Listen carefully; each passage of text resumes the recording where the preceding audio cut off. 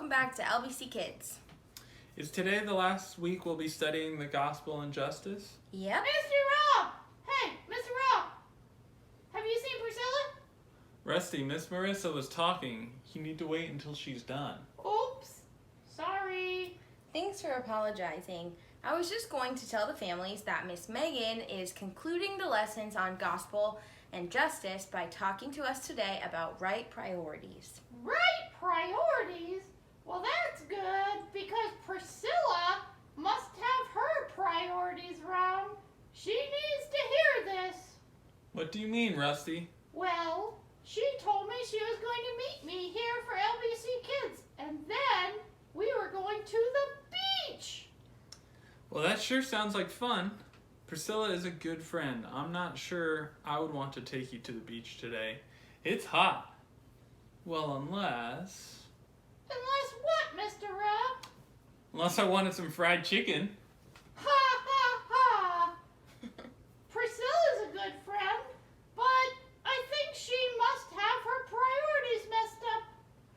If she really loved me, she would be here right now. And we'd be going to the beach. Well, Rusty, Priscilla may not be the one who has her priorities messed up. Could be you. What? You don't know why Priscilla's late. Something could have changed, or even worse, something could have happened to her. You should be careful that you aren't accusing her of something when she may not even be able to help it. Right now, who are you thinking about, Priscilla or you? I guess mostly just me. And you obviously don't have much joy. Do you remember what Priscilla said the week Miss Jessie talked about joy? Yes, Joy. We have joy when we put Jesus first, others next, and ourselves last. That sounds like a good order for our priorities. Let's see if Miss Megan talks about that today. Maybe Priscilla will be here by the time the lesson is over. Okay. Hi boys and girls, I'm Miss Megan. Now, do you remember last week when Miss Marissa was talking to you about justice and how God loves justice? She talked a little bit about forgiveness. We're going to keep going with that today. We're going to talk way more about God and how He loves things to be just right. Okay, we're going to think back a little bit. Do you remember in the beginning of the Bible, there's this guy and his name is Moses. Now Moses was an Israelite, and the Israelites were held captive by the Egyptians. And there was that big, mean ruler of the Egyptians. Do you remember what his name was?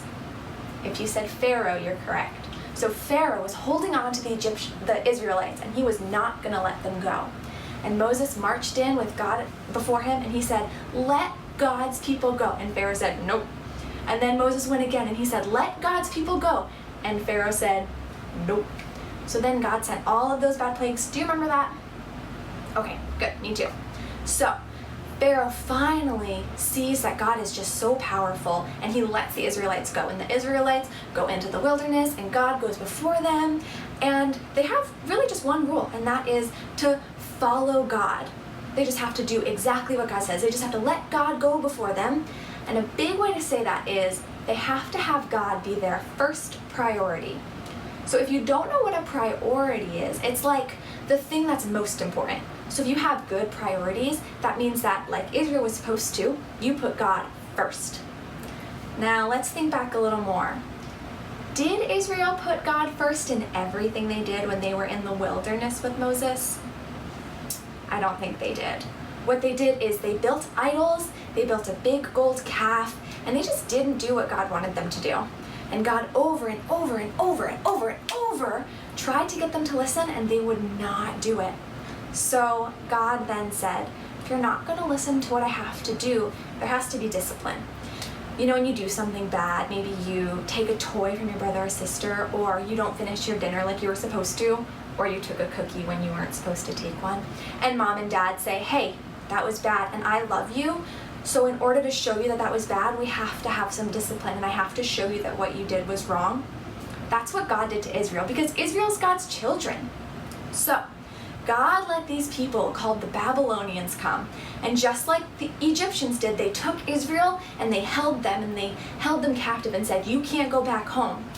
That was really sad for them. But Israel was not listening. They did not make God their top priority like they were supposed to. But then a bunch of years later, this new king comes into power. His name is Cyrus. And Cyrus says, let's let Israel go home. And so God showed favor to the Israelites. He said, let's try again. So it's like after mommy and daddy discipline you, they say, okay, it's okay, you are forgiven. Now let's try again and see if you can be a good listener. So Israel gets to go back, and they go back to their homeland, the land that God made for them, and they have one job, and that job is to build a temple. Temple is like a big house for God. So they start building God's big house, but they kind of got distracted. You know what that means?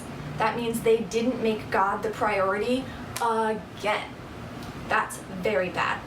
But God gave them another chance. God sent a prophet, and his name is Haggai. And he sent Haggai in. And Haggai said to the people, Israel, we have to make God our top priority. And he explained to them what happened. He reminded them of the Babylonians. He said, we have to make God number one. We have to build the temple to honor him because he needs to be first in our hearts. And you know what happened? Israel said, you're right. We have not been making God a priority in our lives. We've been forgetting him, we've been distracted, we've been bad. And so they finished building the temple, and the temple was used as a way for them to honor God. Okay, let's think about this really quick, okay? So we know that sometimes we could be a little bit like Israel, right? We can maybe want to do the right thing, but then we get a little distracted. Maybe we want to be nice to our brothers and sisters, but they have something that we really want, so we take it. And we forgot to make kindness a priority. We forgot to make that number one. But you know what honors God? God is the most honored when we make him number one in our lives. You know what's so special is that Jesus died on the cross for our sins, which means that sometimes if we forget to make God a priority, we can ask him for forgiveness, and then we can turn around and say, we'll try harder this time, just like Israel did, because God forgave Israel for disobeying. He forgave them for not making him their top priority, and then he gave them a second chance. So this week, let's see how we can put God number one, how we can in everything that we do make sure that we have the things of God, we have kindness and gentleness and love as our top priority. Now, one more thing. If you remember the verse that we've been talking about the last couple weeks, Miss Marissa and I, we've been telling you about Micah 6:8. Now, do you remember the last part in Micah 6:8? It says, seek justice, love mercy, and walk humbly with God. So Miss Marissa has explained to us what it means to seek justice, love mercy, but to walk humbly with God means to know that God is over and the best and above us, and we are just going to walk with him. And what does that look like? That looks like making him the top priority. I think you knew that. So this week, I want to challenge you guys and myself, we'll do it together, to make God the top priority, to really practice seeking justice and doing right by our friends and our family and loving them with our whole hearts, to love mercy, which just means be forgiving. We can forgive others when they hurt us, because when we forgive, that shows our priorities are not about us, they're about love. And we can walk humbly with God, which means put him first and do what he wants and make him our number one priority. Okay, boys and girls, I'll see you soon. Bye. This month we've had some very interesting lessons. We don't often study much from the minor prophets. Yeah, I really enjoyed learning from these books of the Bible. So, I have a question. What's that? When Haggai told the people to stop building their houses, was it bad to live in a house? No, Rusty. God just wanted them to make worshiping him a priority. Oh. Yes, this was a great example of having the wrong priorities. They were building their houses first and making it all about themselves. Haggai was pointing them to the most important thing. They should be worshiping God above all. Hey everyone! Hi, Priscilla. Where have you been? Rusty was getting a little concerned. Oh, I'm sorry, Rusty. My grandma just called as we were leaving and she had fallen. Oh, We had to take her to the emergency room for x-rays. oh no. I'm so sorry to hear that. Is she okay? Yes, thankfully. She just had some bruises Oh, and good. she has to take it easy for a few days. She's not going to like that. She is always busy working in her garden and around the house. It's hard for her to just sit still. Well, I'm glad she's okay and that you and your family could help her and take her to the hospital. I'm sure that she will be up and around before long. You are probably right. I'm glad we could help her, but I'm sad that I missed the Lbc Kids lesson today. Well, don't forget that you can watch it online. That's right. Well, Rusty, are you ready for the beach?